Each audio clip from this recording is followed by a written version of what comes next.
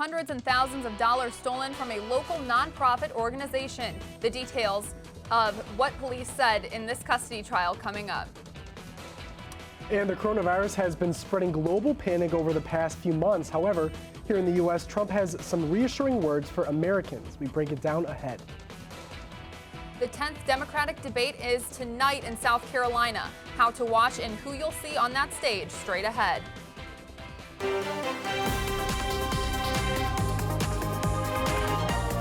This is TV2 News. Good evening, Kent State and all of Portage County. Thanks for tuning in this Tuesday. I'm Erin Simonek. And I'm Steffen. The man arrested for stalking sorority houses just months ago appeared in court for his pre-trial this morning. 43-year-old Steffen has been out on 10% of a $50,000 cash bond since October. Today, Franzreb was granted free of his house arrest, but will be monitored through a local GPS. He is charged with 2 counts of menacing by stalking and 2 counts of public indecency. His next pre-trial date is set for April 29th. And a Portage County man was arrested earlier this week for a theft against a veterans nonprofit organization. Yes, Connor, and our reporter Nadine Battah has more on these charges he faces. Nadine? Thanks, Erin. A Portage County man has been arrested for allegedly stealing more than $700,000 from the Veterans of Foreign Wars post in Aurora. Take a look. A Portage County man has been arrested for allegedly stealing more than $700,000 from the Veterans of Foreign Wars post in Aurora. 74-year-old Dan Molnar is facing felony charges of aggravated theft and money laundering. Following an investigation by the Aurora Police Department and the Bureau of Criminal Investigation, the teams uncovered evidence that Molnar had complete control and access to the bank accounts of Aurora VFW 2629.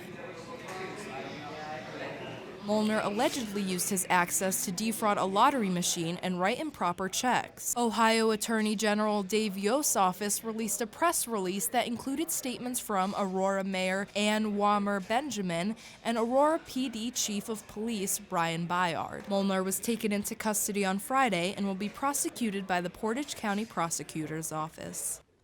Now, Mayor Benjamin said the Aurora Police Department has been vigorously investigating the theft, and she believes that there is no doubt that they will bring the perpetrators to justice. Reporting for TV2, I'm Nadine Battah. Connor? Thanks, Nadine. Major construction to Route 8 is now delayed due to damp weather. The weather will seem to clear up by Thursday, however. ODOT says winter weather is anticipated over the span of the project. However, a dry day is needed to begin the work. Construction plans include splitting northbound traffic on Route 8 and closing several ramps. ODOT assures they want to give drivers as advanced a notice on road closings as possible. You can check their social media for updates. Ohio Highway Patrol arrested 2 men after leading a 100-mile-per-hour chase from Strongsville through Brunswick. The chase began when 28-year-old Laurel Littleton and 24-year-old Kawan Clemens sped away from an officer after he said he could smell marijuana in their SUV. The men were arrested with multiple fake IDs and credit cards. They face several felony charges, including counterfeiting, identity theft, and obstruction of official business. One man walked away with only minor injuries after being involved in a car crash with multiple rollovers. According to the Twinsburg Fire Department, the man was traveling westbound on I-480 when his vehicle veered off the road due to mechanical issues. The vehicle rolled over multiple times. However, the man walked away with only a minor hand contusion. The fire department says he was wearing his seatbelt. And a Cleveland woman was arrested after driving the wrong way on the highway. 46-year-old Denise Compton was driving north on the southbound lane of I-77 when she struck another vehicle. Police say Compton was under the influence of alcohol or drugs when the incident occurred. She's being charged with reckless operation of a motor vehicle, 2 counts of OVI, and felony aggravated vehicular assault. Her bond is set at $52,000. Aurora City Schools announced today a new superintendent of the district. Assistant Superintendent of Curriculum and Instruction Mike Roberto will replace current Superintendent Pat Ciccantelli this coming August. Roberto has been with the district for over 20 years and will be given a salary of $139,000, $6,000 less than Ciccantelli's current salary. The Board of Education did not interview any other candidates for the position.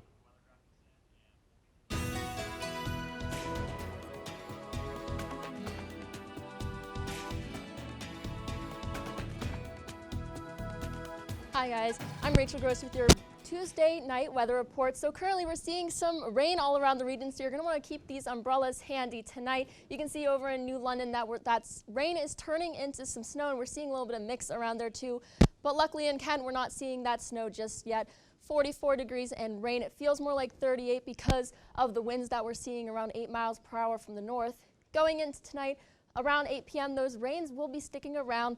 Then about from 9 to 11 p.m., those clouds will be staying around. The rain will stop, but it'll come back around midnight where we will see the temperatures drop into the high 30s. And then tomorrow, they'll pick back up into the low 40s again. 43 degrees with gusts of wind of up to 22 miles per hour. So you're going to want to hold on to your umbrellas and make sure they don't blow inside out. Cooler, cloudier with rain, and then that rain is going to turn into snow in the PM. And as you can see, it will be a little bit colder tomorrow, but not as cold as we're going to be seeing in the next few days. The rain turning to snow in the PM will cause a little bit of a freeze there, maybe some ice on the roads after the rain that we're having tonight and tomorrow. And that's all I have for weather right now. Make sure to stick around and for my full forecast coming up. All right, thanks guys. Akron City Council voted against opening another Dollar General in the city. The council cited a new local law that prevents discount stores from overcrowding neighborhoods. The store would have been placed across from Bank Street. One councilwoman who voted yes said the Dollar General would benefit citizens that lack transportation to other retail stores.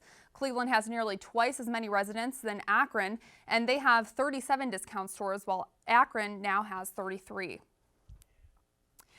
And Akron City Council members passed legislation Monday asking Ohio lawmakers to make it illegal for employers to punish or fire workers based on their hairstyle.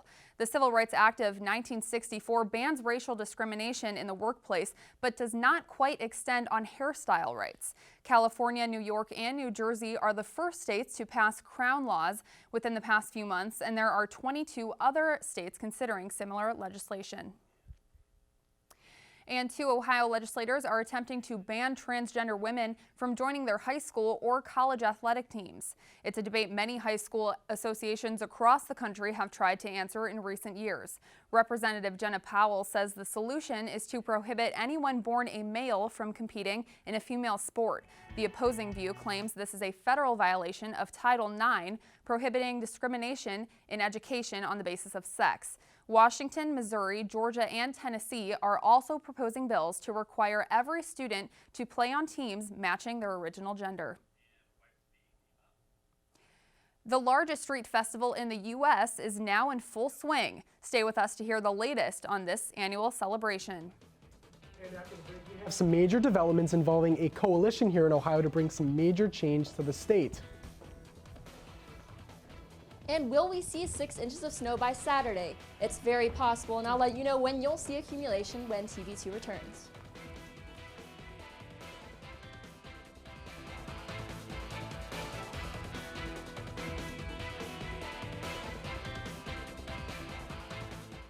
See on page 4 that the projections need to be flood next Thursday. Seriously? Thursday? Can't do that. This is really inconvenient. I have yoga that day. I have no time for this. So, I can't do Thursday, but I can do Friday. Disasters don't plan ahead. You can. Talk to your loved ones about how you're going to be ready in an emergency. Don't wait. Communicate.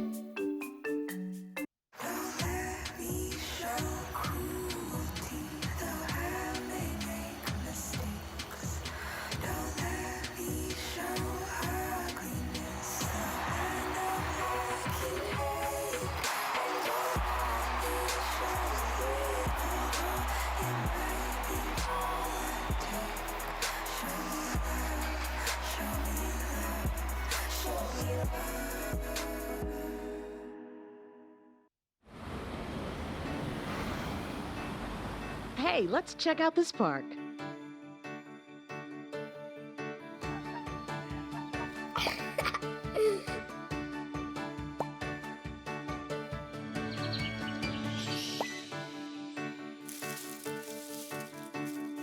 Oh, wow, that's really cool.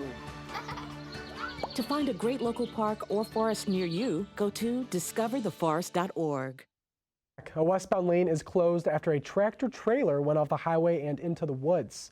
The accident occurred on Interstate 76 west of State Route 94 earlier today.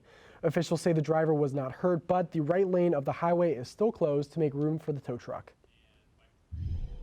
A group of local legislators are working to eliminate the controversial e-check program in Ohio. The program has been in place for nearly 25 years to help mandate vehicle emissions testing.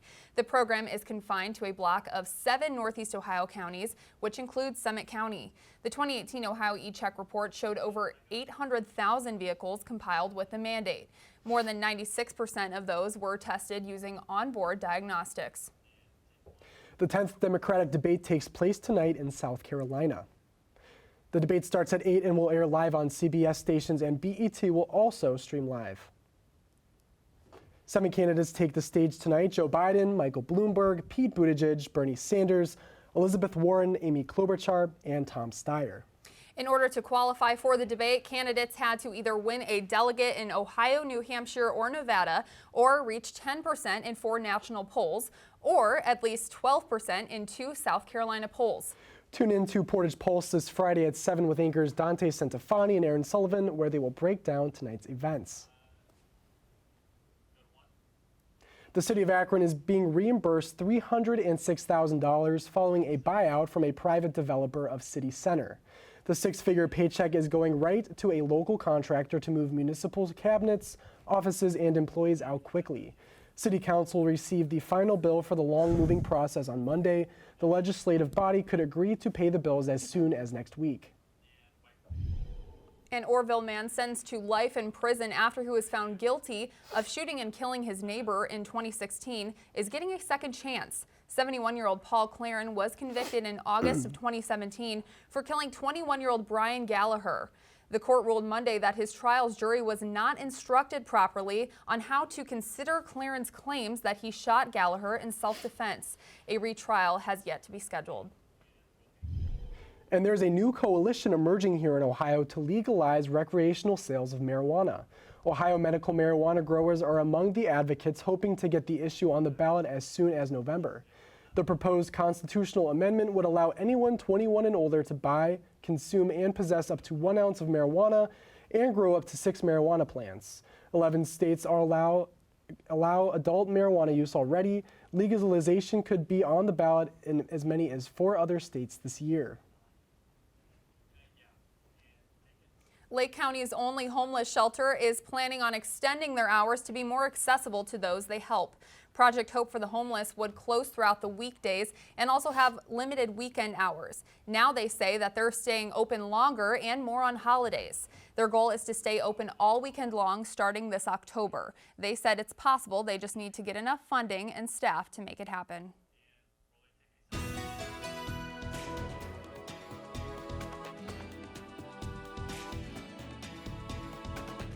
And welcome back to your Tuesday night weather report.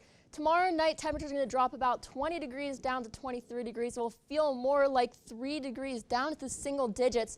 The rapid freeze will be occurring with all the rain that's been happening today and that will occur tomorrow. There might be a layer of ice on the road, so be careful and watch out for that. 1 to 3 inches of snow accumulation tomorrow night and gusts of wind of up to 24 miles per hour. And then heading into Thursday, those temperatures are going to stay low in the 20s.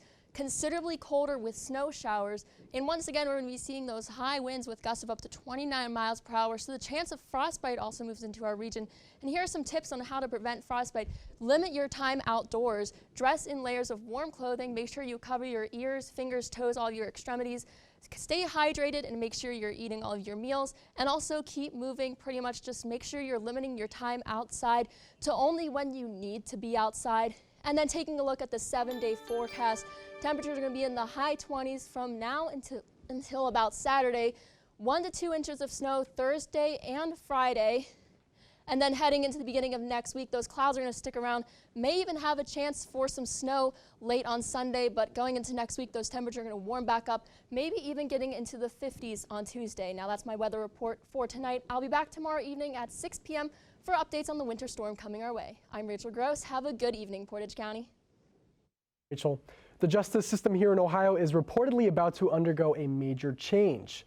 A conviction integrity task force is being implemented to combat Ohio's large number of wrongful convictions. The National Registry of Exonerations identifies 83 people who have been wrongfully convicted in Ohio since 1989. This number includes 32 people convicted of murder and 8 men who once sat on death row. Members of the force will be named this week, and recommendations are due by the end of the year. Prosecutors are praising the woman who spoke out against Harvey Weinstein. He was convicted of rape Monday thanks to the testimony of 6 women. One of those women, Dawn Dunning, gave her CNN reaction to the verdict. The convicted rapist, and that's something that's going to follow him for the rest of his life. I think this is a huge victory for women and hopefully the start of a larger cultural movement. The stocks markets plummet and Trump's opinion on the drop. Stick with us to find out why. And Bernie Sanders is one of 7 candidates preparing for the primaries this weekend. And as Ohio gears up to vote, there seems to be a growing buzz surrounding the self-dubbed socialist. More on this in 90 seconds.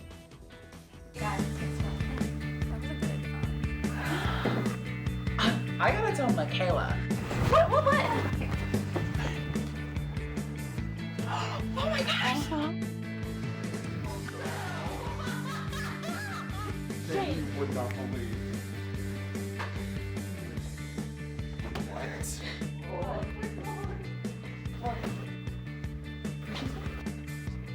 Oh, the blurb's on at 9 on Tuesdays.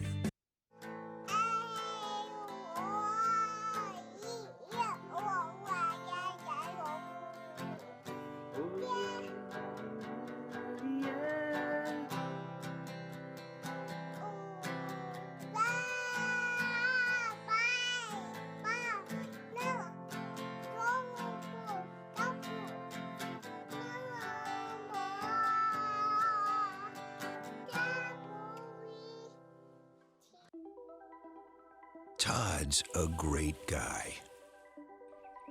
I mean, look at him. What a sweetheart. Attaboy. Wait, Todd, what are you doing? How totally selfish and un-Todd-like of you. Come on, Todd. Come on, man. Welcome back. The 10th Democratic debate takes place tonight in South Carolina. Yeah, that's right. The debate starts at 8 and will air live on CBS stations and BET. It will also stream live on CBSN. 7 candidates take the stage tonight. Those include Joe Biden, Michael Bloomberg, Pete Buttigieg, Bernie Sanders, Elizabeth Warren, Amy Klobuchar, and Tom Steyer. In order to qualify for the debate, candidates had to either win a delegate in Iowa, New Hampshire, or Nevada, or reach 10% in 4 national polls, or at least 12% in 2 South Carolina polls. You can tune into Portage Pulse this Friday at 7 with anchors Dante Centofanti and Erin Sullivan, where they will break down tonight's events. At this moment, when so much is on the line, do we back up? Do we get timid? Do we lower our voices? Or do we fight back? Portage County official Kathleen Clyde was named today as senior advisor to Joe Biden's presidential campaign right here in Ohio. Clyde is one of 3 elected officials to hold this position. The others, Columbus City Attorney Zach Klein and State Representative Tava Golansky. They will be working to grow support for Biden's campaigns leading up to the March 17th primary. Biden is one of 8 Democrats to be on the ballot in the state. The stock market plummeted 1,000 points Monday amid fears about the spread of the coronavirus around the world. With the coronavirus's spread challenging Trump's attempt to project optimism, he addressed the threat Tuesday during his trip to India.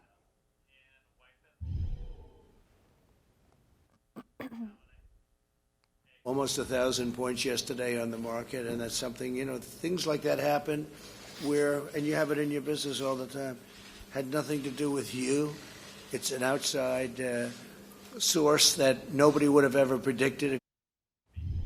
As President Trump and the White House tried to reassure the public that the coronavirus outbreak is under control in the U.S., Democrats caution this type of rhetoric. And the Dow Jones Industrial Average plunged for the 2nd straight day. American Express, Dow Incorporated, Visa, Boeing, and many other stocks did poorly today. falling more than 3%. Apple produces products in China and rely on them for sales, but now they're suffering. The travel sector also took a hit. Iran's Deputy Health Minister Iraj Harachi has tested positive for the coronavirus as the country struggles to contain the outbreak. It has killed 15. Harachi appeared physically ill as he denied the scale of the outbreak Monday. Iran is one of 3 countries considered to be the top epidemic centers of the disease. Iran has a reported 95 cases, but the actual number is thought to be much higher. The Columbus Zoo welcomes 2 newborn cubs. Stay with us to snag a look at these adorable felines. The men's basketball team will look to pick up a big win in a MAC matchup with the Miami Redhawks tonight. I'll preview the game next in sports.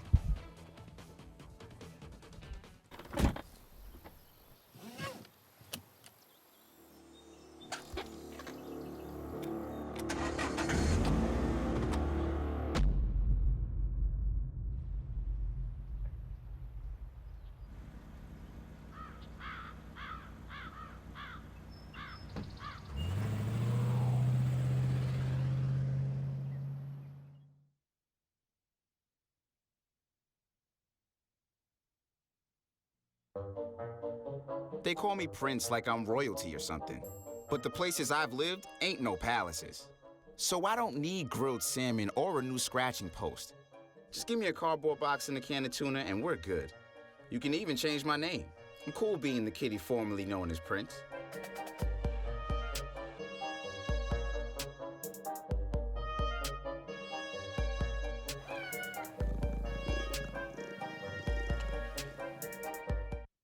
And now, your TV2 Sports Report. And welcome back to TV2 News. I am Jack Berney with your TV2 Sports Report. The Kent State men's basketball team will close out their season series with Miami tonight at home. The Flashes have lost 2 in a row after a heartbreaking double overtime loss to Buffalo on Friday. Miami has lost 7 of their last 9 games since beating the Flashes 77-74 in Oxford on January 14th. With the win, the Flashes would move to 8-7 in the MAC and within 1 game of the 5th seed in the MAC tournament. Troy Simons had 24 points in the last meeting between these 2 ball clubs and figures to be a key tonight. Kent State forward Danny Pippen will be a game-time decision. The tip is at 7 p.m. And the number 5 Kent State women's golf team won its 5th tournament of the season by a 7-stroke margin on Tuesday at the Icon Invitational hosted by Houston at the Woodlands Country Club. The Flashes finished 10 under par to capture the event, while having 3 golfers finish under par in the top 5, as you can see here. Kent State will return to action on March 14th as the Flashes will compete in the Valspar Augusta Invitational hosted by Augusta University. And some more good news. Kent State right-hander Ryan Lane has been named Mid-American Conference's Co-Pitcher of the Week for his performance this weekend against Florida Gulf Coast. Lane was absolutely dominant against the Eagles on Sunday, throwing 8 1/3 shutout innings, scattering 3 hits and striking out 10, allowing 0 walks in a 4-0 victory. Lane and the Flashes will be back in action this weekend against Winthrop in Rock Hill, South Carolina. And the Cavs were at home last night looking to avenge their Saturday night loss to the Miami Heat. Could they get it done? Let's find out. And here we see the Heat getting started early in the first quarter. Kendrick Nunn hitting the jumper, 2 of his 21 points on the night. The Heat are off to an early 5-0 start. But here we go later in the first. Duncan Robinson hits one of his 5 threes he hit in the first half, and the Heat are rolling early. But the Cavs made it interesting at the end of the first as Kevin Porter Jr. knocks down the 3 ball at the end of the first quarter. The Cavs go into the second quarter down 8. But it was all Heat from then on there. Bam Adebayo crossover, and the Heat take a 19-point lead after that slam dunk. But the Cavs flipped the switch after going down 19 because in the fourth quarter, Larry Nance going coast to coast. He lays it up and in. The Cavs would come all the way back to force overtime. Larry Nance had 20 points in the night. He misses the floater there. Thompson to Love. Love lays it up and in. The Cavs win 125-119 in overtime. Kevin Porter Jr. with a career-high 30 points and 8 rebounds off the bench. And that is all I have for sports. I am Jack Berney. Thank you so much for watching. I'm going to swing it on over. Back to you guys. All right, thanks, Jack. Parades from sunup to sundown. Some people have camped out overnight to get the best view of the Mardi Gras parades, signaling the end of carnival season. And of course, to get the best throws coming from the floats. Camilla Bernal is in New Orleans, where the party is well underway. The time has finally come. Mardi Gras underway in New Orleans. It's hard to imagine how much people look forward to the parade every year and how much people look forward to Mardi Gras. And you want to make it worth their while. Floats, costumes, and music making their way down parade routes around the city. Crews running the parades have been preparing for months. We've got sculptors and painters, seamstresses, jewelers, paper arts, a whole series of industries that really make this such a beautiful celebration. Mardi Gras fuels the city's economy and guarantees a memorable time for the thousands that come to watch the parades. I'm gonna take you to see the Zulu King in New Orleans at the Mardi Gras. Tell me something! From coconuts to beads, this year's focus for many has been on more environmentally friendly throws. We have just tried to emphasize quality over quantity, go with more reusable items, and so we do have a lot of those this year. And once the family-friendly part of the day is done, the party will head on to Bourbon Street. In New Orleans, I'm Camila Bernal reporting. Come hungry, leave extra happy. Today, only IHOP restaurants are giving away a free stack of pancakes in honor of National Pancake Day. Along with your free stack of pancakes, you can also enter to a giveaway where there is over $250,000 worth of prizes. And one lucky winner will even win free pancakes for life. But you better hurry because the deal only lasts until 7 o'clock tonight. And here's something to fill your cute quota for the day. Look at these cheetah cubs. These little guys and gals were born last week at the Columbus Zoo and Aquarium.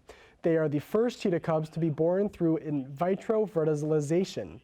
According to the Cheetah Conversion Fund, cheetahs are considered vulnerable, which means their numbers are dwindling. This was the third time scientists ever tried the procedure, and clearly, third time's a charm. Right, guys? Third time's a charm? Okay, I really feel like I could raise one and keep it in my home. Honestly, guys, I'm ready to go take a trip to the zoo to go see them. They're so adorable. And with this weather coming up, I feel like it would be a good time to, right, Rachel? Well, you might not want to go in the next couple days as we're going to see a little bit of snow, but heading into the beginning of next week, the temperature will warm up, the rain and snow will stop, so maybe your best day to go to the zoo is on Tuesday. You got a nice 52 degrees. It'll be a little bit cloudier, so you might not see all those crowds, but you'll have to make sure to get out of the zoo by the afternoon because that rain will come back in the evening. Like I said, not really good to go out to the zoo in these next couple days as we're going to be seeing a good amount of snow from tomorrow night to about Saturday, and then maybe some more snow around Sunday. But I'd say early next week, that's the best time to go to the zoo. Well, guys, you said Tuesday's the best day to go. I guess we can tell viewers then the show's canceled next Tuesday. Yeah. We're going to be going to the zoo. I think so. I think we have a good enough reason, right? I think we have to tell our producers. And honestly, with this, it seems like our only window with like the winter weather we're about to be having to go. Exactly. I say let's all go. I say so. Well, that's our report for this Tuesday evening. Thank you so much for being with us. And you can stick with TV2 on social media at TV2KSU. I'm Connor Steffen. And I'm Erin Simonek. Have a great night, Portage County.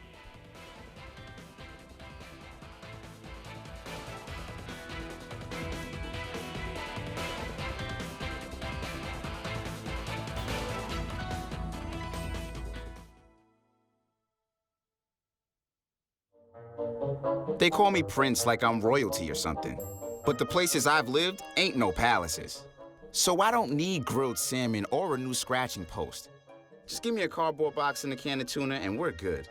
You can even change my name. I'm cool being the kitty formerly known as Prince.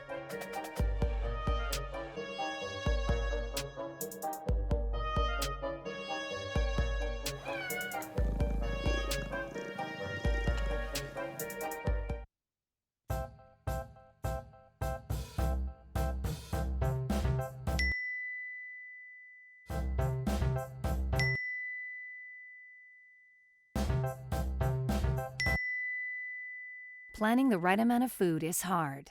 The Guestimator makes it easy. Just tell it who's coming and what's for dinner. Then it tells you how much to make. And yes, it even plans for leftovers. Try it at SaveTheFood.com.